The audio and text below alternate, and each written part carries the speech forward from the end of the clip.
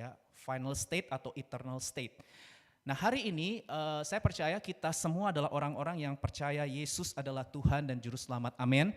Nah hari ini saya mengajak kita belajar masa depan kita. Jadi Alkitab itu menjelaskan saudara, bahwa kita punya masa depan yang pasti. Bagi orang-orang yang ada di dalam Kristus, kita akan masuk menikmati langit baru dan bumi baru. Ini adalah sorga yang diajarkan oleh firman Tuhan. Nah, dari Wahyu pasal 21 ayat 1 sampai 8 yang barusan kita baca, ada 3 hal tentang sorga, tentang langit baru, bumi baru yang saya mau bagikan kepada saudara semua, supaya kita punya pengharapan yang semakin menyala-nyala di dalam Tuhan, amin. Yang pertama saudara, sorga atau langit baru, bumi baru itu berbicara mengenai rumah kita. Nah saudara, di ayat 1 sampai 3 tadi dijelaskan Rasul Yohanes, jadi ini yang menulis adalah Rasul Yohanes mendapatkan vision di Pulau Patmos saudara ya, ini rasul terakhir yang mendapatkan penglihatan sebelum meninggal saudara. Jadi rasul-rasul lain itu sudah meninggal sebelumnya, jadi ini Rasul Yohanes yang terakhir mendapatkan penglihatan tentang kondisi akhir zaman. Jadi Tuhan menyingkapkan keadaan akhir zaman saudara ya. Lalu ini yang Yohanes lihat di ayat 1 dikatakan, aku melihat langit yang baru dan bumi yang baru. Nah saudara, menarik kata baru di sini, ini ada kata baru ya, baru. Jadi dalam bahasa aslinya, jadi perjanjian baru itu kan ditulis dalam bahasa Yunani saudara ya, kalau perjanjian lama dalam bahasa Ibrani. Itu kata baru dalam bahasa Yunani yang digunakan di ayat 1 ini memakai kata kainos. Jadi baru itu ada 2, neos dan kainos. Tapi yang dipakai bukan neos, tapi kainos. Nah kainos itu adalah new in nature or in quality. Jadi baru secara kualitas, renewed, bukan brand new. Kalau neos itu brand new, sesuatu yang memang tidak pernah ada lalu menjadi ada begitu ya, itu neos. Tapi yang digunakan oleh Yohanes bukan neos, tetapi kainos. Jadi new in quality, renewed, hasil dari pembaharuan, hasil dari pemulihan. Nah jadi apa maksudnya? Maksudnya begini, kalau sudah baca kitab Kejadian pasal 1 ayat 1, di sana dikatakan bahwa Allah itu menciptakan langit dan bumi. Halo, betul? Itu langit dan bumi diciptakan oleh Tuhan dan saudara bisa lihat bahwa Tuhan berkata semua ciptaannya itu baik. Bahkan sungguh amat baik. Ya nanti baca ya, Kejadian pasal 1. Semua yang Tuhan ciptakan itu baik, bahkan sungguh amat baik. Itu sebabnya ciptaan Tuhan yang baik, yang sungguh amat baik itu tidak akan dihancurkan. Jadi bumi kita, langit bumi yang sekarang ini itu tidak akan dihanguskan atau dihancurkan lalu Tuhan ciptakan yang baru begitu ya, brand new. Enggak, saudara. Tapi ada satu hal yang signifikan yang kita perlu ketahui mengenai langit baru, bumi baru. Ada sebuah quotes yang bagus, the creation will not be destroyed. Jadi ciptaan langit bumi yang Tuhan ciptakan sungguh amat baik ini tidak akan dihanguskan atau dihancurkan ya. But will finally be renewed, kainos. It is only sin and its effect that will be destroyed. Nah ini dia yang penting sekali saudara ya. Jadi langit dan bumi yang Tuhan sudah ciptakan dengan sungguh amat baik ini tidak akan dihancurkan. Tapi dosa dan efek-efek dosa itu akan disingkirkan atau ditiadakan saudara di langit baru bumi baru nanti. Ya, itu yang dipakai oleh Alkitab saudara ya, kata kainos. Jadi saudara perlu mengetahui bahwa rancangan Tuhan yang tertulis di kitab Kejadian pasal 1 dan pasal 2 itu tidak pernah gagal. Tuhan itu tidak pernah gagal, katakan amin.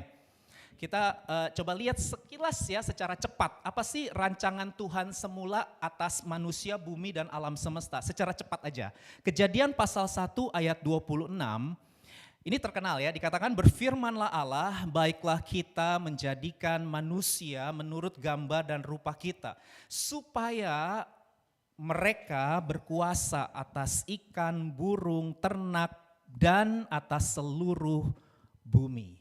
Nah, saudara, kita tahu bahwa desain awal atau rancangan mula-mula Tuhan atas manusia, bumi, dan alam semesta di sini, di kitab Kejadian pasal 1 dan pasal 2, saudara. Nah, di ayat 26 dikatakan bahwa manusia itu laki-laki dan perempuan diciptakan sebagai gambar dan rupa Allah, betul ya? Nah, saudara, kata gambar Allah itu menggunakan kata Ibrani selem. Selem itu artinya God's representative. Jadi manusia itu adalah representasi Allah. Bilang kanan kiri, kamu tuh representasinya Allah. Kamu tuh perwakilannya Allah, amin. Kita wakilnya Tuhan di bumi ini, amin.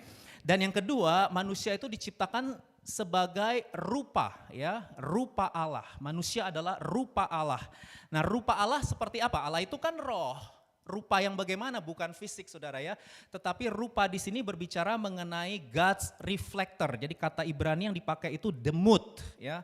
Demut itu artinya God's reflector. Jadi manusia itu refleksinya Allah.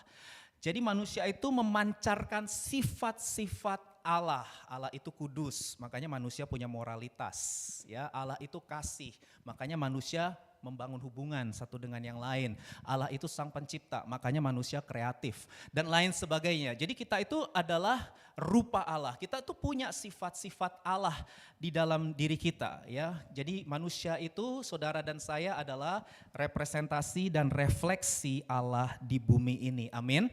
Jadi rencana Tuhan itu begini loh, saudara. Tuhan itu mau memanifestasikan kerajaannya yang tidak kelihatan. Itu Tuhan mau manifestasikan di bumi yang kelihatan. Melalui siapa? Melalui manusia. Ini rancangan semula ya. Ini rancangan semula. Jadi melalui manusia Tuhan itu mau kerajaannya datang di bumi seperti di sorga. Awalnya begitu. Tapi kan kita tahu manusia gagal. Kejadian pasal 3 mencatat bahwa ternyata manusia tidak mengasihi Tuhan. Ya, mereka lebih memilih untuk melawan, memberontak, jatuh di dalam dosa, dan akhirnya mereka kehilangan kerajaan Allah di bumi. Mereka kehilangan pemerintahan Allah di bumi karena kerajaan Allah tidak lagi mau mereka taati. Sejak mereka jatuh dalam dosa, mereka nature-nya tuh selalu melawan, memberontak sampai hari ini. Natur manusia itu sampai hari ini melawan dan memberontak kepada Allah. Dan kita semua juga tahu karena 1 Yohanes 5 ayat 19 mencatat bahwa sejak manusia pertama jatuh dalam dosa, manusia pertama menyerahkan kuasa atas bumi kepada si jahat. 1 Yohanes 5 ayat 19 berkata seluruh dunia di bawah kuasa si jahat. Jadi kita perlu mengerti kenapa tatanan dunia ini melawan Tuhan, memberontak kepada Tuhan. Iya, karena satu, manusia sudah jatuh dalam dosa. Dua, dunia ini ada di bawah kuasa si jahat. Dan kita tahu akibat dosa hubungan manusia dengan Allah terputus. Karena Allah itu kudus, Allah tidak bisa bersekutu dengan dosa. Dan sekarang ini kita lihat kondisi keadaan dunia beda banget dengan yang ditulis di Kejadian pasal 1 dan pasal 2. Alam semesta yang harmonis. Alam semesta tidak harmonis lagi, ya. Relasi manusia satu sama lain juga tidak harmonis lagi. Jadi memang sejak manusia jatuh dalam dosa sampai hari ini kita memang menghadapi kenyataan adanya evil, pain, and suffering. Adanya kejahatan, ketidakadilan, sakit penyakit, kekacauan, bencana alam, peperangan, dan bahkan kematian sampai hari ini. Ya, itu semua terjadi karena manusia jatuh dalam dosa dan karena dunia ini ada di bawah kuasa si jahat. Tapi sekalipun iblis dan manusia mengacaukan rencana Allah, ini bahasa saya, sekalipun iblis dan manusia itu mengacaukan rencana Allah, Allah tidak pernah gagal. Katakan amin. Allah tidak pernah gagal. Apa yang Tuhan sudah rencanakan akan digenapi secara sempurna, saudara. Itu sebabnya Allah datang menjadi manusia di dalam diri Yesus. Yesus Kristus itu datang ke dunia membawa kerajaan Allah. Kalau saudara baca semua pesan message-nya Yesus itu satu, kerajaan Allah. Baca aja semua narasi di Injil, cuma satu. Yesus itu datang untuk memberitakan kerajaan Allah. Ya, jadi Yesus datang, lalu dia mati, dia bangkit. Kita semua sudah merayakan Paskah kebangkitan Yesus dan kita juga merayakan kenaikan Yesus. Jadi karya yang sempurna yang tadi kita nyanyikan, pengorbanan Yesus itu, saudara, mengembalikan rancangan Tuhan yang semula. Dan bagi setiap manusia yang percaya kepada Yesus, menerima Yesus sebagai Tuhan dan Juru Selamat secara pribadi, maka mereka menerima kerajaan Allah. Mereka menerima pemerintahan Allah dalam hidup mereka. Hubungan mereka dengan Allah terkoneksi kembali. Mereka punya loving relationship dengan Tuhan. Mereka bisa mengasihi Tuhan, ya. Itu orang-orang yang sudah lahir baru, hati baru, rohnya baru, Saudara, karena mereka terima Kristus sebagai Tuhan dan Juru Selamat, dan bahkan mereka diberi kuasa untuk menjadi saksi, mendatangkan kerajaan Allah seperti doa Tuhan Yesus, doa Bapa kami, datanglah kerajaan-Mu, jadilah kehendak-Mu di mana? Di bumi sama seperti di sorga. Siapa yang harus menghadirkan kerajaan Allah? Gereja, ya, saudara dan saya, orang-orang percaya, amin.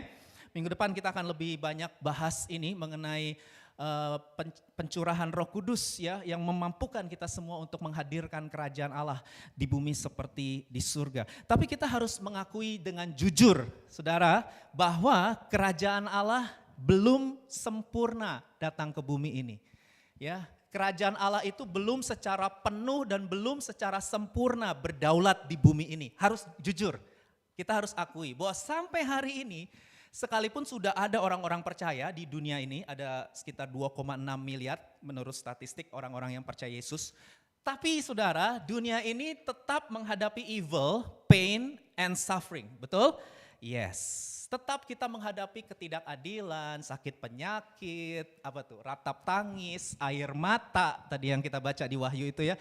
Kita tetap menghadapi yang namanya kematian, maut, saudara, ya. Kita hadapi itu, saudara. Jadi artinya memang kerajaan Allah belum secara penuh dan sempurna berdaulat di bumi ini, saudara. Tetapi kita tahu ini dia, Wahyu pasal 21 yang tadi barusan kita baca, saudara, kita tahu bahwa kerajaan Allah at the end, pada akhirnya akan memerintah secara penuh dan sempurna di bumi ini. Kapan? Pada saat Yesus Kristus datang yang kedua kali ke bumi. Saudara ingat pesan Yesus sebelum naik ke surga, aku akan datang kembali, ya. Aku akan datang kembali. Bilang sama kanan kiri, Yesus pasti datang kembali ke bumi. Yes, amin. Saudara, kita semua sedang menantikan kedatangan Tuhan Yesus yang kedua kali ke bumi ini, dan Dia akan membawa kerajaan Allah berdaulat secara penuh dan sempurna. Di mana?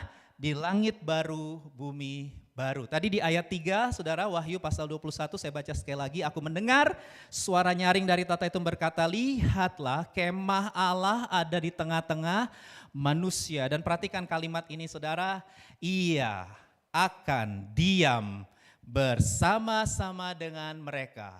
Asik. Mereka akan menjadi umatnya dan Ia akan menjadi Allah mereka. Saudara, kalau saudara baca kitab Kejadian sampai Wahyu, itu ada satu benang emas, ya, yang tertenun, satu message, yaitu Allah akan diam bersama-sama dengan umatnya, saudara. Ini dia message-nya Alkitab, makanya hukum yang terutama itu apa sih? Kasihilah Tuhan. Jadi loving relationship with God, itu adalah benang emas dari kitab Kejadian sampai Wahyu. Dari 66 kitab itu cuma satu benang emasnya, bicara soal loving relationship with God. Allah dan manusia dengan umatnya hidup dalam keintiman yang kekal. Nah, inilah yang paling indah di sorga. Saudara, heaven is beautiful not because what is there, but who is there. Yang membuat sorga itu indah bukan masalah jalanan emas dan lain sebagainya, saudara. Itu adalah gambaran atau lukisan, saudara, ya. Tetapi yang membuat sorga itu menjadi indah itu adalah karena ada Tuhan bersama-sama dengan kita. God is with us. Katakan God is with us. God is with us. Saudara, kita akan menyatu dengan Tuhan untuk selama-lamanya. Bilang kanan kiri, kita bakal menyatu selama-lamanya loh sama Tuhan. Amin. Nah, saudara udah siap belum? Nah, ini dia pertanyaannya. Saudara udah siap belum menyatu dengan Tuhan? Ya. Nah, di bumi ini, saudara, kita gladi resik. Ya, kalau sudah baca bukunya Rick Warren, Purpose Driven Life, berapa banyak saudara yang udah baca buku Purpose Driven Life? Salah satu kalimatnya dari pendeta Rick Warren adalah, orang-orang percaya tinggal di dunia ini untuk latihan. Karena nanti kita udah tahu nih kan, masa depan kita akan menjadi satu dengan Tuhan. Kita akan punya keintiman yang tanpa batas. Kalau sekarang masih banyak batasan ya. Kita belum sempurna ya bisa intim dengan Tuhan. Ada penghalang-penghalang selama di dunia ini. Itu sebabnya kita latihan terus. Karena nanti klimaksnya tuh kita tidak lagi ada batasan. Tidak lagi ada halangan dan hambatan. Kita akan menikmati Tuhan selama-lamanya. Tapi di dunia ini kita bisa ngetes dulu nih, kira-kira kita bakal enjoy nggak hidup sama Tuhan, saudara ya. Sama kalau orang mau menikah itu kan harus ada masa PDKT dulu dong. Bakal cocok nggak, betul? Halo, ada masa pacaran dulu kan? Iya, itu yang benar saudara, jangan langsung ketemu langsung nikah. Waduh itu gawat ya. Jadi saudara perlu namanya proses kan, halo betul? Kalau saudara jatuh cinta kan saudara perlu proses mengenal dulu dong. Halo, betul? Yes. Kalau saudara langsung tembak minta nikah, saudara wow. Ya, setelah pernikahan, wih ya, baru kelihatan itu aslinya semuanya saudara. Ada banyak sekali perceraian terjadi. Kenapa? Karena mereka tidak punya kualitas dalam mempersiapkan pernikahan. Terlalu buru-buru, terlalu cepat, terlalu nafsu. Ya, singkat, sangat singkat sekali, langsung memutuskan untuk menikah. Dan ketika sudah mulai menikah, keluarlah itu aslinya semua ya. Ternyata tidak cocok. Ya, banyak benturan, sakit hati, luka batin dan tidak sedikit bahkan orang-orang memilih untuk bercerai. Kita tahu hari-hari ini tingkat perceraian sangat tinggi. Bahkan orang Kristen pun gak kuat, menyerah dengan pernikahannya. Cukup banyak saudara ya. Jadi ini memang karena dunia tuh pinginnya serba buru-buru, serba instan. Mungkin karena suka mie instan ya. Kita ini kan ada di tengah dunia yang serba instan gitu ya. Saudara gak bisa, cinta tuh gak bisa buru-buru. Saudara harus kenali cocok atau enggak. Bakal enjoy atau enggak. Bakal bahagia atau enggak sama orang ini. Saudara harus ambil waktu berproses. Proses itu sangat penting saudara ya. Sama kita sama Tuhan udah tahu nih kan bakal menikah. Itu sebabnya kita harus tanya sama diri kita setiap hari. Saudara seneng gak sama hadirat Tuhan? Saudara cinta gak sama hadirat Tuhan? Saudara suka gak sama sifat-sifatnya Tuhan? Halo, cocok gak sama sifat saudara? Saudara tahu gak sifatnya Tuhan apa? Halo? Ada yang tahu sifat-sifat Tuhan? Kira-kira cocok gak? Saudara harus cocokin nih, cocok gak sama sifat Tuhan? Kalau enggak nanti gimana? Gak happy dong. Kan bakal tinggal sama Tuhan selama-lamanya. Lah kalau gak cocok, berantem terus dong, iya kan? Nah ketahuannya apa? Ketahuannya ini sekarang masih bernafas kan kita. Kita masih punya kesempatan untuk melihat kita ini cocok atau enggak ya sama Tuhan saudara. Kita ini lagi latihan ya. Rick Warren tulis bahwa di dunia ini tuh kita lagi gladi bersih. Jadi show sesungguhnya itu bukan di dunia ini, show sesungguhnya nanti langit baru bumi baru. Tapi di dunia ini yang katanya 70 tahun, 80 tahun, tapi 50, 40, 30 yang check out juga sudah banyak saudara ya. Jadi kita nggak tahu lah kita ada di dunia ini berapa lama. Tapi intinya selama kita masih punya kesempatan, saudara harus tanya terus. Selidiki aku, lihat hatiku, apakah ku sungguh mengasihimu. Yesus, kita harus sering nyanyi lagu itu loh. Kau yang maha tahu. Kita ini cocok gak sama Tuhan? Kita ini emang cinta gak sama Tuhan? Karena kalau enggak, gawat saudara. Ya, gak bakal bisa saudara. Ini everlasting loh.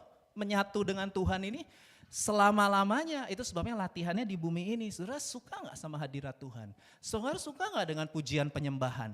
Saudara senang gak dengan kekudusan? Karena Allah itu kudus, God is holy.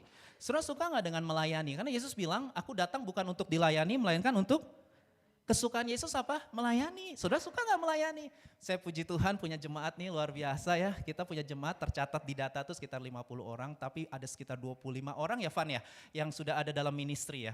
Oke, jadi hampir 50% dari jemaat BIC itu ada dalam ministry saudara. Haleluya. Ya, saya bersyukur sekali saudara, karena banyak orang semakin egois kan. Makin gak peduli dengan orang lain gitu. Tapi saya bersyukur karena saya dikelilingi orang-orang muda yang tidak egois. Mereka mau melayani saudara ya di BIC ini. Saya bersyukur sekali. Itu berarti cocok sama Yesus. Cocok tuh para pelayan BIC. Boleh beri tepuk tangan? Yeah. Kalian cocok sama Yesus. Karena Yesus memang suka melayani. Yesus tidak dilayani tapi dia bilang dia lebih bahagia melayani. Dia lebih bahagia memberi daripada menerima saudara ya. Dan kita lihat Yesus murah hati, Yesus mengampuni. Cocok gak saudara? Yesus itu mengasihi orang-orang yang berdosa. Saudara cocok gak kira-kira dengan sifat-sifat Tuhan Yesus ini. Tuhan Yesus sukanya memuridkan orang, makanya amanat agung apa? Jadikan semua bangsa muridku. Karena Yesus suka memuridkan orang. Kalau sudah lihat, Yesus datang ke dunia langsung pilih 12 ya, langsung discipleship sama Tuhan Yesus, ya kan? Suka memuridkan orang. Ya, Yesus itu ada komunitas. Saudara ada nggak di komunitas? Halo, kita punya komunitas namanya Cool Community of Love. Saudara sudah ada di situ belum? Karena kalau saudara mau cocok sama Yesus, saudara juga harus punya komunitas. Karena Yesus punya komunitas 12. Ya, discipleship, di mana dia memuridkan, multiplikasi terjadi. Ya, saya berdoa kita semua hari ini belajar. Kira-kira cocok nggak saya sama Tuhan? Ya, dari mana taunya? Ya sekarang coba diuji. Saudara, sifat-sifat saudara apa? Sama nggak dengan sifat Yesus? Prioritas hidup saudara apa? Sama nggak dengan prioritas Yesus? Tujuan hidup saudara apa? Sama nggak dengan tujuan hidup Yesus? Ya, nah itu kita perlu terus belajar. Saya sebagai pendeta, saya juga belum cocok-cocok banget sama Tuhan Yesus, belum. Saya sendiri juga masih dalam proses belajar. Menjadi serupa dengan Yesus itu berproses, dan prosesnya itu seumur hidup. Jadi kita itu mencocokkan diri kita sama Tuhan Yesus itu seumur hidup, saudara, seumur hidup. Ya, tapi kita mau. Tuhan, aku mau, apa yang Tuhan Yesus suka, itu yang aku suka. Apa yang Tuhan Yesus senang, itu yang aku senang. Apa yang Tuhan Yesus lakukan, itu yang aku lakukan. Apa yang Tuhan Yesus kehendaki, itu yang aku kehendaki. Cocok. Jadi nanti kalau saudara bertemu dengan Tuhan Yesus, saudara happy, saudara enjoy, saudara bahagia karena cocok. Tapi kalau saudara nggak cocok, nanti ketemu Yesus, Yesus datang, saudara nggak happy, saudara nggak enjoy, karena saudara nggak cocok. Gimana nanti ketemu Yesus? Yesus mau apa tadi? Bersekutu selama-lamanya. Oh gimana? Di bumi kita nggak cocok kok ya. Halo, yes. Jadi ini semua perlu dilatih, saudara ya. Harus dilatih menurut saya. Makanya saya ajak kita semua, ayo selama kita masih ada di dunia, kita latihan bareng-bareng yuk. Amin. Bilang sama kanan kiri, latihan rohani bareng-bareng yuk. Ya, mari ikut Community of Love. Saudara akan dilatih ya, di Cool saudara akan dilatih untuk punya hati yang mengasihi Tuhan dan mengasihi sesama manusia. Ya, mari ikut dalam ministry BIC Korea supaya saudara juga mengikuti teladan Tuhan Yesus melayani orang-orang lain, saudara ya. Karena gereja ini gak bisa sendirian, saya gak bisa sendirian. Ini pekerjaan Tuhan harus dikerjakan keroyokan.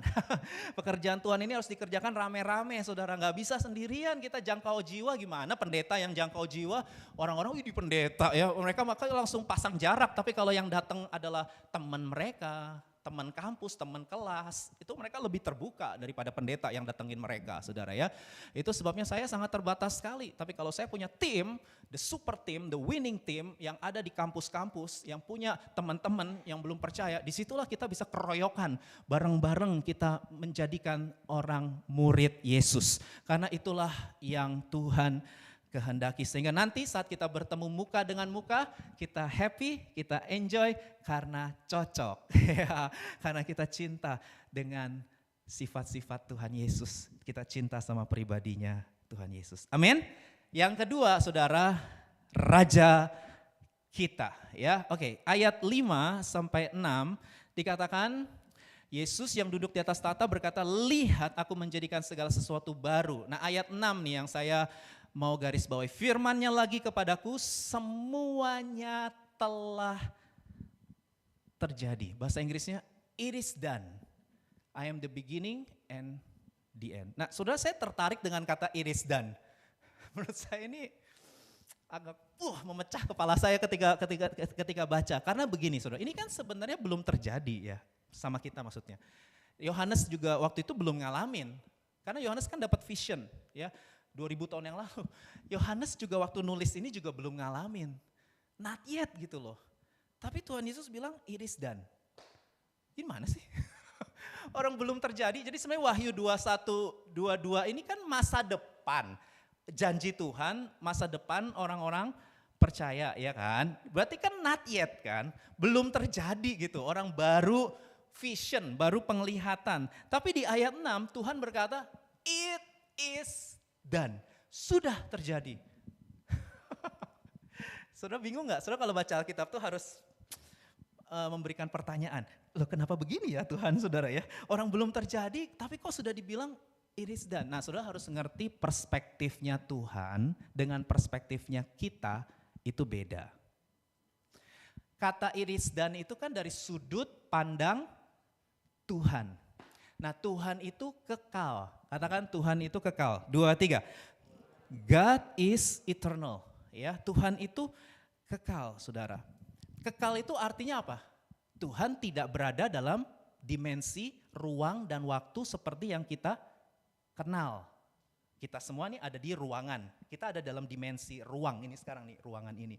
Ya, kita juga ada dalam dimensi waktu. Kita diikat sama waktu. Satu hari berapa? 24 jam. Gak bisa sudah lewatin. Sudah gak bisa melampaui itu. Tetap satu hari harus jalanin 24 jam. Kronologi, urut-urutan waktu. Kita itu diikat sama past, present, future. Kita gak bisa melewati itu, saudara. Harus ngalamin past, present, future. Halo, betul? Tapi Tuhan enggak. Orang dia yang menciptakan waktu dan ruang gimana? Dia itu tidak ada di waktu. Dia berada di luar ruangan, dia juga berada di luar waktu. Tuhan itu kekal. Tuhan tidak terikat oleh urut-urutan waktu. Tuhan gak butuh kronologi. Past, present, future. Enggak. Orang dia kekal, orang dia yang di luar. Orang dia yang ciptain waktu. Kejadian pasal 1 itu Tuhan yang ciptakan. Benda-benda penerang yang memutar waktu, saudara ya. Dia itu berada di luar. Jadi Tuhan itu tidak punya permulaan, tidak punya akhir. Kalau di dalam waktu kan kita kenal ada awal, ada akhir. Betul ya? Tapi Tuhan itu gak punya awal.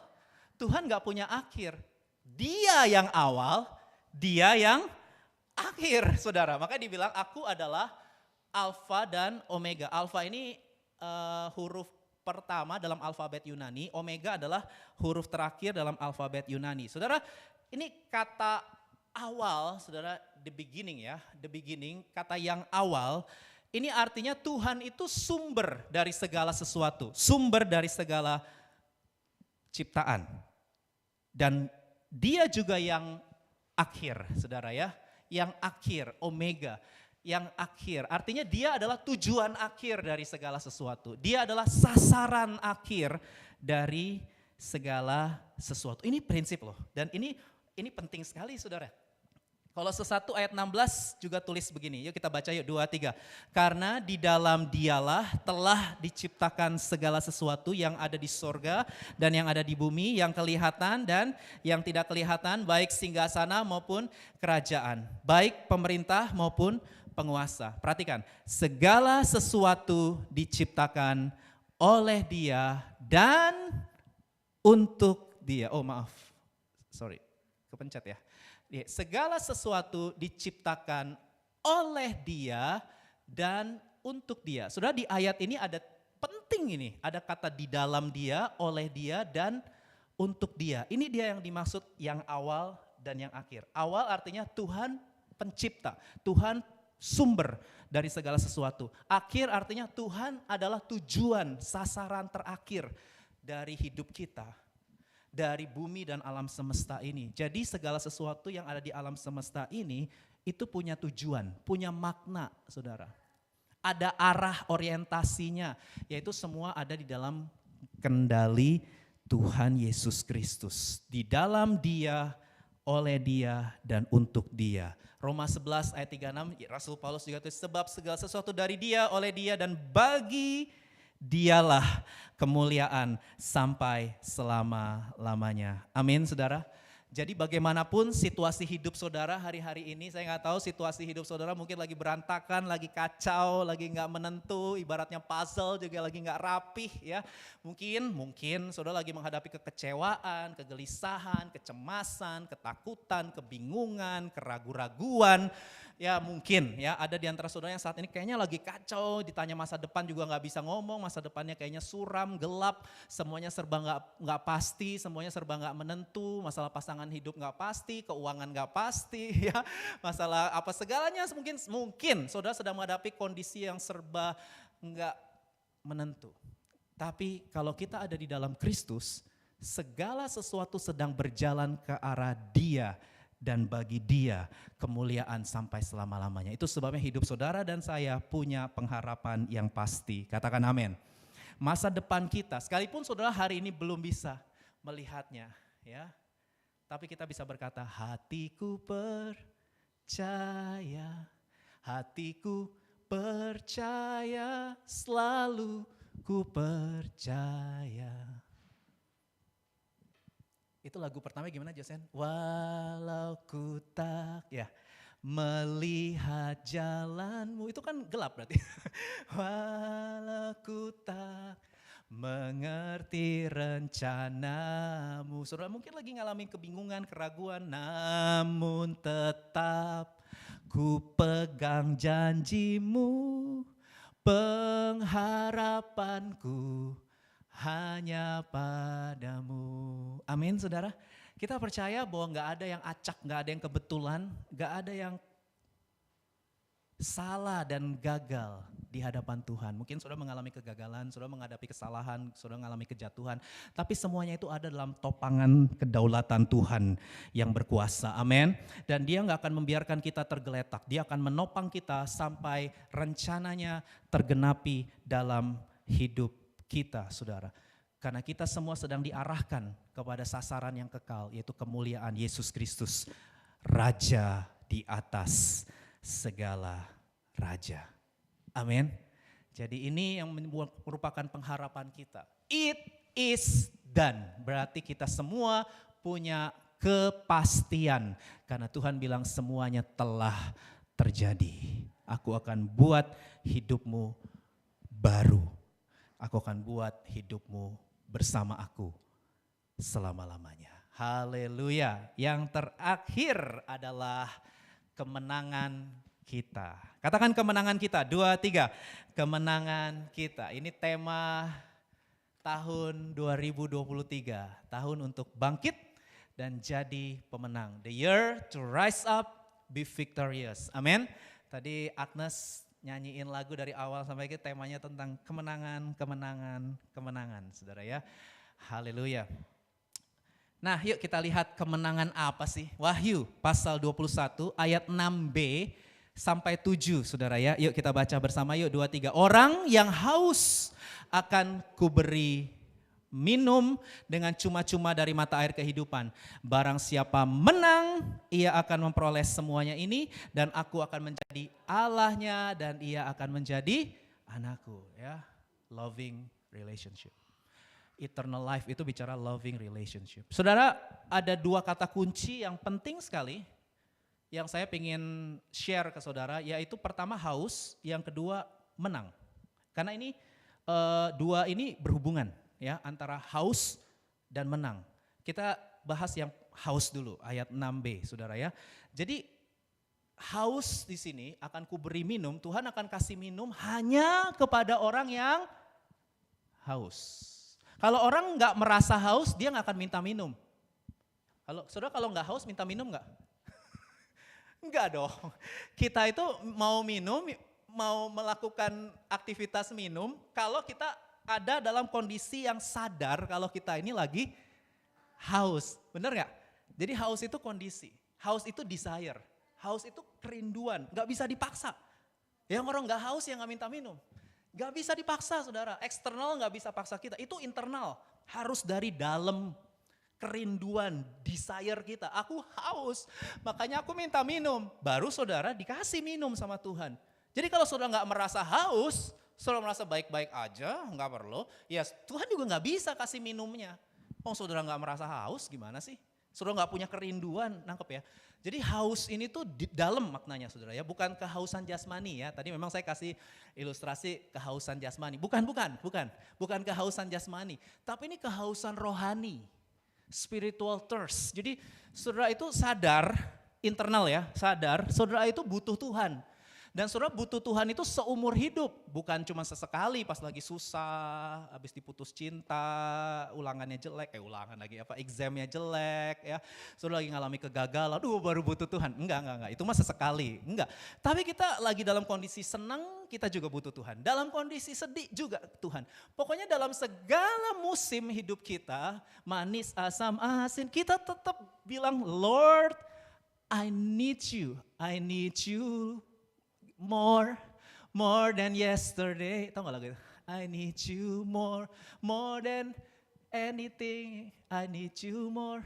Nah. Harus nggak hafal. Ya boleh sekali-sekali nyanyiin tim worship saudara ya. Ya aku tuh butuh I need you, aku butuh Tuhan. Saudara, nah kalau saudara terus menerus punya rasa haus itu saudara, baru saudara bisa ini, Tuhan akan kasih minum. Tuhan akan kasih minum dengan cuma-cuma. Sekali lagi ini konteksnya tentang hidup kekal ya, keselamatan. Jadi saudara harus ngerti bahwa keselamatan itu free gift, cuma-cuma. Tapi sekalipun itu free gift, gratis, bukan berarti murahan. Jadi memang Alkitab ini ngajarin beda banget dengan sistem kepercayaan agama dunia. Ya, sistem kepercayaan agama dunia itu selalu mengajarkan kita untuk berusaha, berbuat. Ya, jadi keselamatan itu hasil usaha manusia. Orang bisa selamat karena dia berbuat ya, hasil usaha. Tapi Alkitab enggak. Alkitab mengajar keselamatan itu bukan hasil usaha manusia. Jadi keselamatan bukan upah. Karena kalau keselamatan itu hasil usaha itu kan upah berarti ya. Upah itu berarti ngerti upah, gaji. Sesuatu yang saudara layak dapatkan karena saudara berusaha. Halo, saudara layak dapat gaji yang bekerja maksud saya. Saudara yang bekerja layak dapat gaji. Dan bahkan saudara harus nuntut kalau saudara gak dikasih. Kenapa? Karena saudara sudah kerja. Saudara sudah berusaha 1 bulan. Harus terima gaji. Saudara layak dan pantas. Itu upah. Tapi keselamatan itu bukan upah. Keselamatan itu kasih karunia. Efesus 2 ayat 8 bilang itu pemberian cuma-cuma. Halo, betul? Artinya kita layak gak menerimanya? Halo? Kita pantas gak menerimanya? Kita gak layak dan gak pantas, makanya kita haus seumur hidup. Karena kita tahu kalau tanpa Tuhan aku gak bisa berbuat apa-apa. Tanpa Tuhan aku gak mungkin bisa diselamatkan. Aku gak mungkin bisa tanpa Tuhan. Nah itu kalimat ini sebenarnya paralel juga dengan berbahagialah orang yang miskin di hadapan Allah karena merekalah yang empunya kerajaan surga. Sama, itu sama. Miskin tahu gak ya? Miskin itu artinya dia merasa gak bisa tanpa Tuhan yang menjadi sandaran satu-satunya yang kuandalkan. Itu miskin di hadapan Allah. Satu-satunya yang ku percaya. Sama dengan kata haus. Haus dan miskin di hadapan Allah itu sama. Artinya kita gak bisa tanpa Tuhan. Kita gak mungkin bisa tanpa Tuhan. Di luar Tuhan aku gak bisa berbuat apa-apa. Tanpa Tuhan aku gak mampu berbuat apa-apa. Aku selalu membutuhkan Tuhan. Aku bergantung seumur hidup. Aku berharap seumur hidup hanya kepada Tuhan. Nah itulah orang-orang yang diselamatkan. Dia tahu dia gak pernah bisa layak dan pantas karena dia orang berdosa. Tapi dia terima keselamatan sebagai pemberian cuma-cuma tapi tidak murahan. Karena kasih Tuhan tidak murahan. Halo, memang kita dapatnya cuma-cuma tapi sudah dibayar dengan harga yang mahal oleh Tuhan kita, Yesus Kristus. Jadi jangan anggap murahan keselamatan. Karena Yesus bayar dengan darah yang mahal. Marilah kita gak hidup murahan. Kanan kiri katakan jangan hidup murahan. Amin. Haleluya. Kita ini mahal. Amin. Karena kita ditebus dengan darah yang mahal. Amin.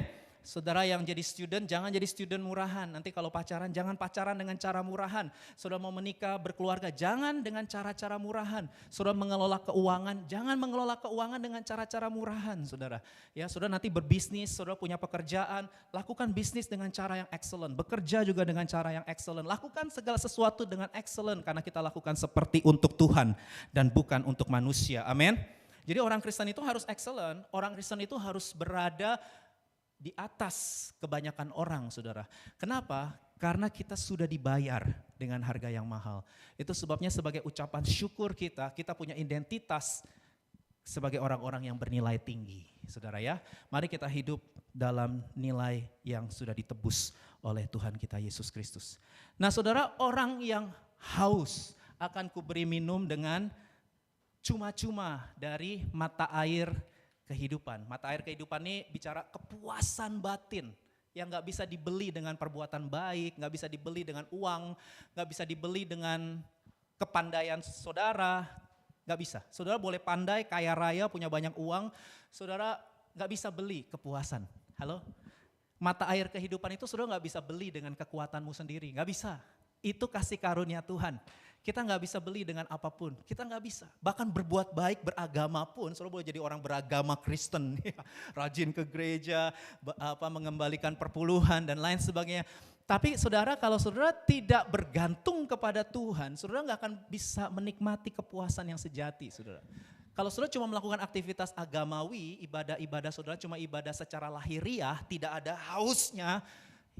Ya, ada orang-orang Kristen kan yang ke gereja rajin tapi ya nggak ada lagi gregetnya gitu ya, udah nggak ada lagi desiringnya ya. Ada nggak? Ada saudara ya, mereka nyanyi ya sambil gini.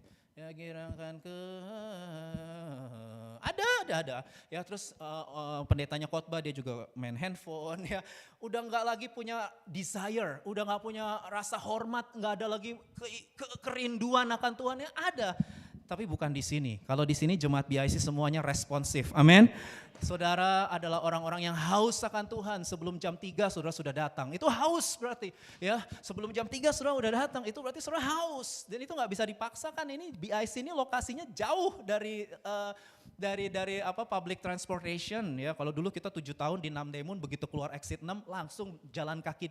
Ya nggak sampai semenit udah langsung nyampe gedung gereja, 7 tahun. Makanya banyak jemaatnya saudara ya waktu 2013, 2020. Tapi sekarang nih kita ada di sebuah tempat yang saya tahu aksesnya, ya saudara harus naik bus, ya jalan kaki sekitar 7 sampai 10 menit. Aduh itu kalau nggak haus, kalau orang yang nggak punya kerinduan sama Tuhan online aja. Sekarang saudara tinggal YouTube, gereja seluruh dunia ada di YouTube, ya online. Ngapain datang onsite? Ya, saya lihat cukup banyak orang-orang yang, kok deh saya nggak datang lagi, saya online gereja. Oh oke, jadi saya nggak bisa paksa ya. Memang mereka lebih memilih online. Jadi memang nggak gampang untuk membawa orang tuh punya kerinduan ya, karena nggak nyaman saudara. Kalau lihat YouTube kan nyaman, saudara sambil makan snack nggak ada yang tahu ya. Pujian penyembahan saudara sambil makan snack ya, saudara sambil tidur-tiduran kan nggak ada yang tahu. Tapi kalau di sini kan diliatin, ya nggak enak makan snack ya kan, nggak enak kan kalau saudara tidur-tiduran di sini gitu kan, saudara diliatin kan itu tidak nyaman. Makanya hanya orang-orang yang haus yang tiap minggu datang di tempat ini. Beri tepuk tangan dong buat saudara, haleluya. Iya, saya lagi memuji saudara ini. Ya apalagi yang di Dankook 1,5 jam, waduh perjalanan jauh itu. Valdo di Ansan hampir 2 jam datang tiap minggu saudara. Wow, sesuatu yang saya, wah ini kalau nggak haus nggak bisa nih. Kalau nggak haus nggak mungkin, nggak nyaman saudara, nggak nyaman. Dan saudara masih muda, pegang uang, saudara bisa main-main, sebenarnya di Korea ini saudara bisa main kemana aja. Tapi jam 3, waktu yang juga nggak terlalu oke kan, kalau jam 10 pagi masih oke kan, habis itu jalan-jalan. Tapi jam 3 kurang oke sebenarnya, karena nanggung sebenarnya jam 3 sore itu waktu nanggung.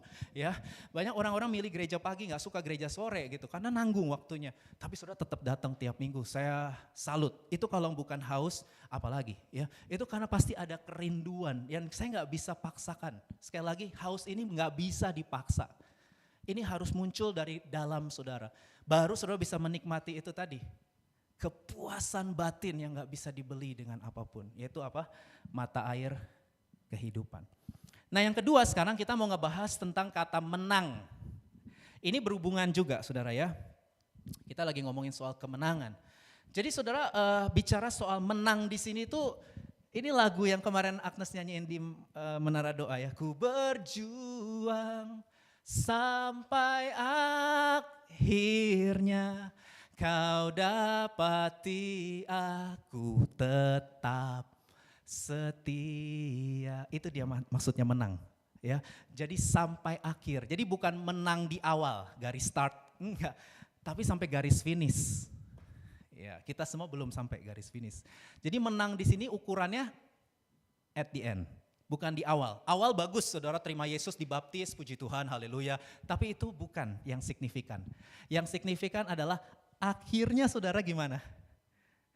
Akhirnya saudara gimana? Karena saya ngelihat ada banyak orang yang udah gak lagi eksis dengan Tuhan. Banyak. Mereka kepahitan, kecewa, atau mereka udah terlalu nyaman dengan kekayaan mereka, dengan kenikmatan dunia, hawa nafsu, hilang mereka. Ya, tapi saya berdoa nggak ada satupun yang hilang dari jemaat BIC. Kita mau berjuang sampai pada akhirnya kita setia dengan Tuhan Yesus. Amin, saudara. Barang siapa menang. Tapi saudara harus tahu bahwa kunci kemenangan kita ini saudara, kunci kemenangan kita ini ada di rasa haus. Saudara nggak bisa setia sampai akhir kalau saudara nggak punya rasa haus yang terus menerus seumur hidup sama Tuhan. Nggak bisa. Kalau rasa haus saudara on off melulu. Bagus kalau pas lagi on Tuhan datang, pas lagi off. Ya saudara, makanya bilang kanan kiri jangan terlalu sering on off gitu ya. Amin. Ya boleh on off, oke, boleh. Saya oke, saudara on off, tapi jangan terlalu sering on off. Ntar pas off Tuhan datang kan nggak asik ya, nggak asik dong saudara aja. Pasti kan Tuhan datang kita lagi on, amin. Jadi kalau lagi off cepetan on lagi ya. Iya, bilang kanan kiri cepetan on lagi. Ya harus cepet on lagi, cepat. Jangan terlalu lama ada di dalam dosa. Jangan terlalu lama ada di dalam kenajisan, kebiasaan buruk, kepahitan dan lain sebagainya. Jangan kelamaan. Kita harus segera on lagi. Amin. Yes, karena rasa hausnya ini harus di maintenance. Harus di intentional harus disengaja, harus di maintenance apa sih? Harus dirawat, dijaga, nggak bisa didiemin. Pastor Jeffrey Rahmat kan bilang segala sesuatu yang didiamkan akan cenderung menurun dan rusak kualitasnya. Tapi segala sesuatu yang dikerjakan terus menerus akan berkualitas. Hambanya ya, saya sering kutip Pastor Jeffrey. Ya betul, jadi segala sesuatu saudara nggak bisa diamkan. Saudara harus tekun, kerjakan, rawat. Apa? Rasa hausnya itu. Dan ini memang nggak gampang ya, kita harus bergantung sama kasih karunia Tuhan. Saudara, orang itu bisa kehilangan rasa haus dan lapar kalau terlalu banyak nyemil. Halo, siapa yang suka nyemil di sini? Ya, kalau saudara terlalu sering nyemil makanan minuman lain selain makanan pokok 4 sehat 5 sempurna. Kalau saudara terlalu banyak ngemil, saudara nggak lagi punya rasa lapar dan haus. Karena udah kebanyakan ngemil makanan-makanan lain, minuman-minuman lain. Ya, saudara ngerti ya maksudnya? Sama, orang Kristen itu bisa kehilangan rasa haus. Bisa. Orang Kristen itu bisa kehilangan rasa lapar kalau dia terlalu banyak ngemil. Kalau dia terlalu banyak atau terlalu sering ngemil yang lain yang bukan Tuhan. Ya, hati-hati saudara. Akhirnya saudara nggak lagi. Nah, masalah ngemil di sini nggak selalu harus sesuatu yang membuat kita kehilangan gairah atau kerinduan sama Tuhan, nggak selalu dosa. Bukan maksud saya. Oke, saya ulangi kalimatnya.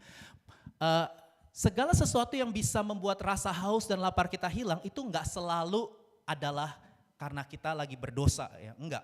Tapi bisa juga kita sedang mengalami hal-hal yang baik, enggak berdosa. Hal-hal yang baik dalam hidup kita apa? Kuliah baik enggak? Halo? Kuliah baik dong, tidak dosa. Bekerja baik enggak? Saudara bekerja dosa enggak? Ya tidaklah, Adam dan Hawa aja bekerja sebelum jatuh dalam dosa. Pekerjaan itu bukan dosa. Baik, kuliah baik, bekerja baik, pacaran baik nggak? Menikah baik nggak?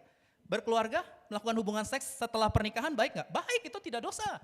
Tuhan desain kita punya keluarga, beranak cucu itu ada rancangan Tuhan, itu nggak dosa.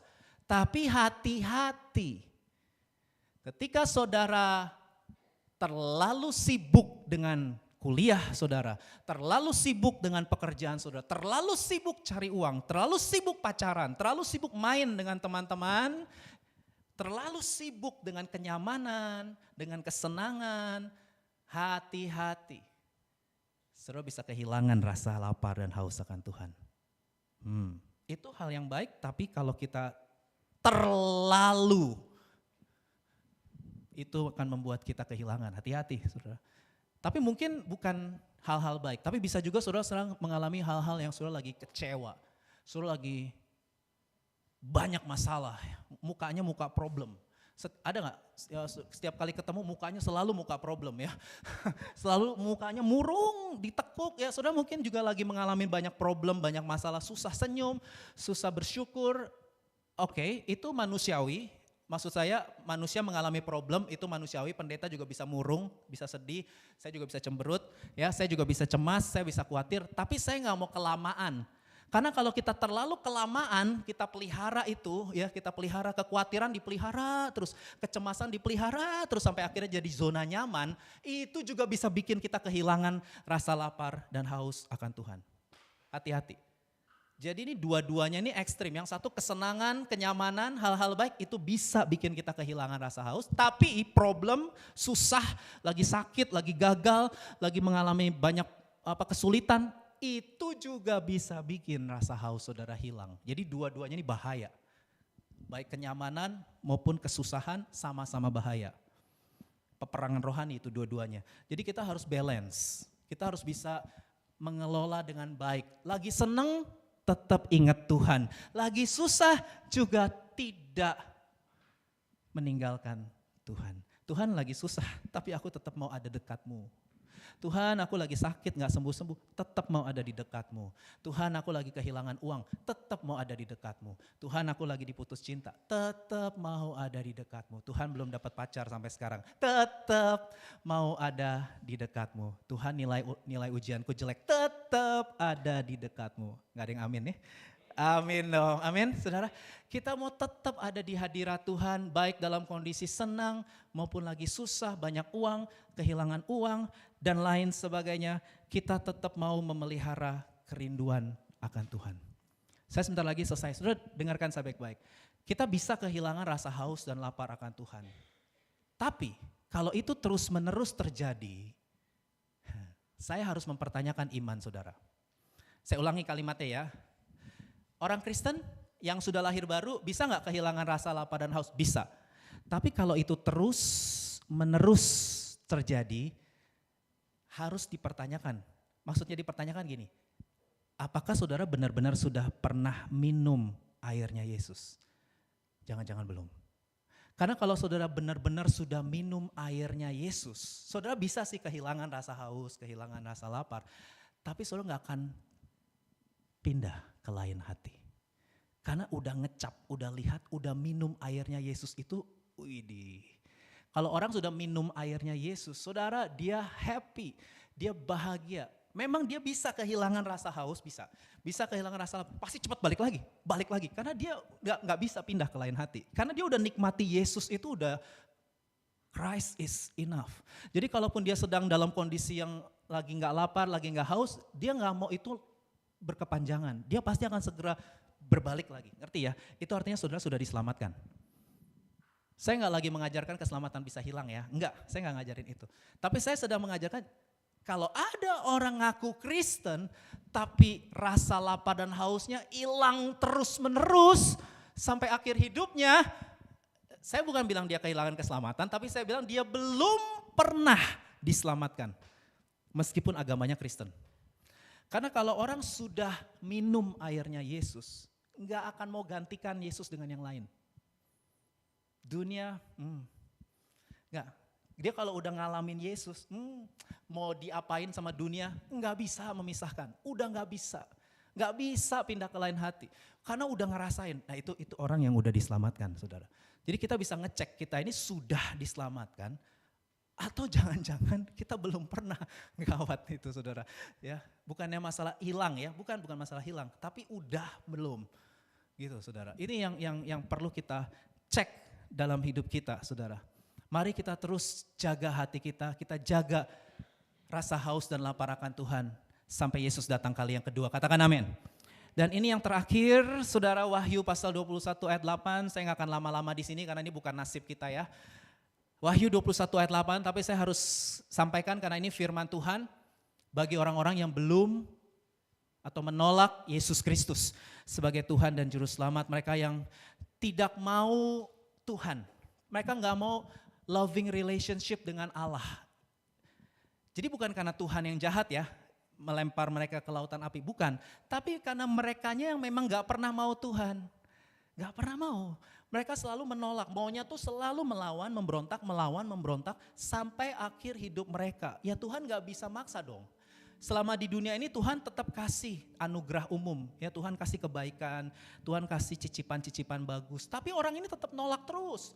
Ya meskipun Tuhan udah kasih kebaikannya, Tuhan udah kasih berkatnya, bahkan sudah ada orang yang nginjilin, ada orang yang memberitakan Yesus, tapi tetap gak mau. Berontak terus, minggu lalu saya udah share ya. Dia tetap gak mau Tuhan, maunya ngelawan terus, gak pernah mau cocok dengan Tuhan. Ada 8 nih, ada 8 sifat di sini. Ini 8-8-nya ini semua gak cocok sama Yesus. Ya apa? Penakut, tidak percaya, keji, pembunuh, sundal, tukang sihir, penyembah berhala, pendusta. Ini gak cocok, ada 8. Gak cocok, ngelawan terus, gak pernah mau cocok sama Yesus. Berontak terus, lawan terus. Mereka memang gak pernah mau cinta sama Yesus. Gak pernah mau. Mereka menolak loving relationship. Kalau masih hidup masih bisa kesempatan. Tapi kalau sampai akhir hidup mereka menolak Tuhan, nasib mereka ini, mereka akan terlepas. Karena itu yang mereka inginkan. Selama hidup mereka pengennya lepas terus dari Tuhan. Tapi Tuhan bilang, enggak, aku gak mau lepasin. Tapi kita tetap bilang, aku mau dilepasin. Aku gak mau Tuhan. Aku mau diputus, aku mau terpisah.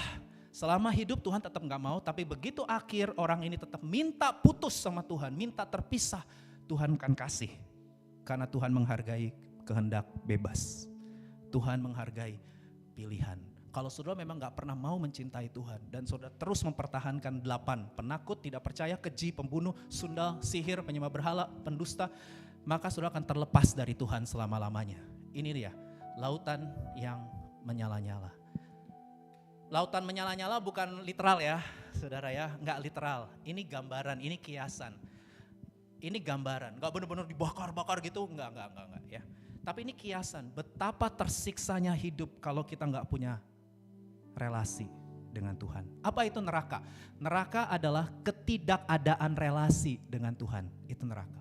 Dan itu keadaan yang gak ada relasi dengan Tuhan, itu tersiksanya bagaikan lautan api. Itu menderitanya bagaikan lautan api. Tapi itu pilihan manusia itu sendiri. Karena memang mereka gak pernah mau mencintai Tuhan.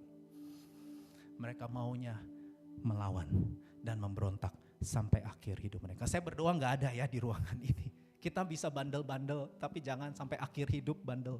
Kita bisa nakal-nakal, kita bisa stubborn, kita bisa keras kepala, tapi jangan keraskan hatimu sampai akhir hidup. Masalahnya kita gak tahu akhir hidup kita kapan. Masih lama kok Dedi, aku masih 18 tahun, aku masih 20 tahun, aku Dedi jangan ngomong kematian. Kematian tuh nanti 70 tahun, siapa bilang? Keluar dari sini pun kita gak tahu habis ini ngapain. Oh kok Dedi yang meden-medeni, bahasa Jawa, takut-nakutin, ya horor, ya jangan horor-horor gitu Saya bukannya horor-horor, saudara gimana sih? Kita kan bisa mati kapan aja, hadapilah kematian sama seperti saudara menghadapi kehidupan. Hidup dan mati itu harus equal. Manusia hidup ya pasti mati. Gak bisa saudara mau pakai suplemen, pakai apa sih, mau panjang umur, gak bisa. Mau bayar pakai duit bagaimanapun, mati ya mati, pendeta aja mati. Pendeta aja mati, kok kena corona juga ada, kena kanker, serangan jantung banyak. Pendeta juga mati, kita semua harus mati. Gak ada yang kebal. Jadi saudara harus memikirkan kekekalan. Ya sharingnya Bu Lili kemarin. Kita harus memikirkan kekekalan. Saudara akan ada di mana? Saudara akan ada di loving relationship, it's heaven. Loving relationship with God is heaven. Atau saudara terpisah dari Tuhan selama-lamanya. Itulah neraka. Dan kalau bicara soal selama-lamanya, ini bahasa manusia sih. Kan Tuhan di luar waktu sebenarnya ya. Selama-lamanya, durasinya panjang ya. Enggak, Tuhan kan gak punya durasi sebenarnya. Kan dia di luar waktu. Jadi sebenarnya kalau bicara kekekalan itu bukan bicara kronologi, urut-urutan waktu, durasi. Bukan, gak ngomongin durasi, Tuhan di luar waktu. Kekekalan itu bicara ketidakberwaktuan. Unchanging present. Ya, ketidakberwaktuan. Nah saya gak bisa jelasin ke saudara, saya juga gak tahu. Saya harus tanya Tuhan nanti kalau udah ketemu. Itu gimana itu ketidakberwaktuan ya. Kekal itu tuh ketidakberwaktuan, bukan durasi, bukan soal durasi. Bukan, kalau durasi kan itu kita ada di kronologi waktu. Tuhan itu gak punya waktu, ketidakberwaktuan karena dia unchanging present. Ya, udahlah kita gak usah ini jadi pusing ya, karena kita terbatas. Tapi intinya adalah, saudara, Tuhan udah kasih tahu ending kita nih. Kan kalau sudah nonton film, saudara kalau nonton film kan ada orang cerita, pengen aku kasih tahu nggak endingnya? Kita jangan, aku nggak mau. Kalau lagi nonton drama nih, saudara ya, ada teman saudara ngomong, aku udah nonton episode 16 kan kalau drama Korea. Aku kasih tahu ya endingnya. Kita kan yang baru nonton episode 4, nggak mau. Aku nggak mau, baru episode 4, aku mau tunggu sampai 16. Jangan cerita endingnya ya kan? Halo, kita nggak mau orang lain kasih tahu endingnya ya, karena nggak seru ya. Nggak seru, nggak menegangkan lagi. Kita kan nonton drama, nonton film karena seru ya. Seru, lucu, menegangkan, kita mau sampai 16. Kalau udah dikasih tahu semua kan jadi nggak seru lagi ya, betul ya? Tapi Tuhan itu kok kasih tahu ya ending kita bagaimana? Saudara tahu nggak kenapa Tuhan kasih tahu ending kita? Saudara kalau kita nonton film, kita lihat cerita orang lain lagi menderita, lagi susah. Itu kan cerita orang lain. Tapi kalau kita sendiri yang ngalamin cerita itu, saudara jadi aktornya. Saudara ngalamin sendiri, saudara pasti pengen tahu endingnya gimana. Halo, betul gak? Aduh endingnya aku ini bakal gimana nih endingnya? Aku bakal bagaimana nih endingnya? Karena kita ada di situ ngalamin evil, pain, suffering, ketidakadilan. Jadi kita pengen tahu ini kita endingnya gimana? Tuhan kasih tahu endingnya. Ini Wahyu 21:22, Tuhan kasih tahu endingnya. Kalau saudara tanya nanti gimana aku? Masa depanku happy ending atau sad ending? Tuhan kasih tahu. Happy ending nak. Ini udah dikasih tahu. Kenapa Tuhan udah kasih tahu? Supaya kita hidup dalam perspektif belakang, bukan perspektif depan. Kita udah tahu belakangnya kita kayak apa nanti. Jadi kalaupun sekarang kita mengalami gejolak manis, asam, asin, ya saudara lagi ngalamin kepahitan, kekecewaan, saudara gak menyerah, gak putus asa. Karena saudara tahu Tuhan itu udah ngejanjiin pasti masa depan yang penuh pengharapan bersama dengan Dia selama-lamanya. Sehingga saudara aman, secure, saudara merasa aman. Gejolak dunia, gejolak sakit, kena ini, kena itu, tetap merasa aman. Aman, tenang, dan bahkan bisa bahagia. Kenapa? Udah tahu endingnya. Udah tahu endingnya. Endingnya soalnya gak ada lagi ratap tangis, gak ada lagi air mata, gak ada lagi sakit penyakit, gak ada lagi perkabungan, gak ada lagi kematian. Tapi kita akan bersama-sama bertemu muka dengan muka dan menikmati cinta yang tidak ada batasnya, ketidakberwaktuan. Saudara harus lepas dari slogan YOLO, you only live once. Hati-hati ya, itu enggak alkitabiah ya. YOLO, you only live once. Ada kekekalan, saudara harus bertanggungjawabkan. Dan saudara enggak perlu FOMO atau ya, fear of missing out. Wah gila media sosial, kecanduan media sosial, beli segala sesuatu supaya ngikutin tren, supaya diakui orang. Karena terlalu kecanduan sama media sosial, saudara merasa, wah hidup orang lain lebih menyenangkan dari hidup aku ya. Jadi aku fear of missing out ya, FOMO saya juga baru tahu tuh. Tadi lihat-lihat ternyata anak muda yang kecanduan gadget tuh bisa ngalamin FOMO. Ya fear of missing out, takut dianggap gak ngetren, gak ngikutin berita, gak ngikutin informasi. Ya jadinya wah terus mau membuktikan diri ya. Akhirnya saudara merusak diri saudara sendiri. Terus hidup dalam anxiety, depresi. Gak usah, kalau kita udah tahu kekekalan gak usah YOLO, gak usah FOMO, enjoy life. Saudara nikmati karena saudara sudah diterima selama-lamanya oleh Tuhan, amin. Hari ini kita belajar 3 poin, rumah kita, raja kita, dan kemenangan kita. Mari kita bangkit berdiri. Bertemu muka dengan muka, tenggelam di dalam kasih-Mu Bapa, oh Tuhan, ku rindukan selalu diam dalam bait-Mu, bertemu muka dengan muka, tenggelam di kasih-Mu Bapa, oh Tuhan, ku rindukan selalu diam dalam bait. Jemaat sendiri, this is my desire, bertemu.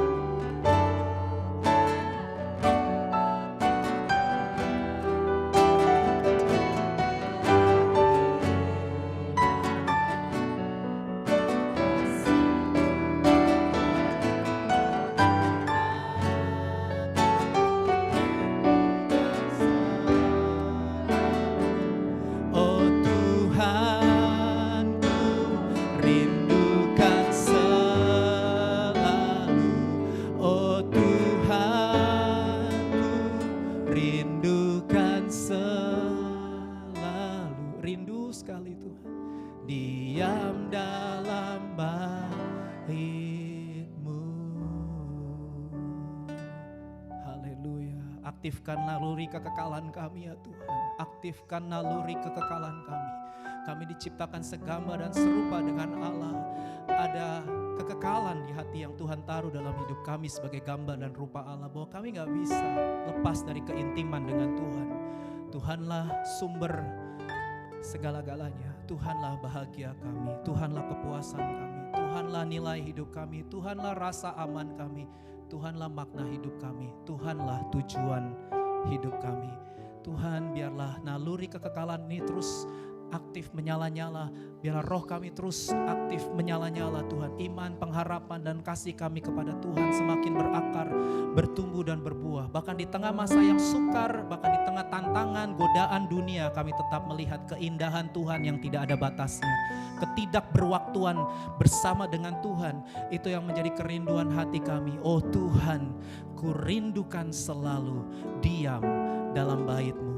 Bukan hanya di tempat ini, tapi dalam kehidupan kami sehari-hari, di kampus, di tempat kerja, dimanapun kami berada. Tuhan, kami mau terus menikmati Tuhan sampai akhirnya kami bertemu muka dengan Tuhan dan Juru Selamat yang kami cintai seumur hidup kami, yaitu Tuhan Yesus Kristus.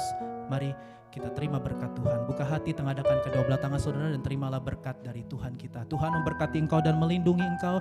Tuhan menyinari engkau dengan wajahnya dan memberi engkau kasih karunia. Tuhan menghadapkan wajahnya kepadamu dan memberi engkau damai sejahtera.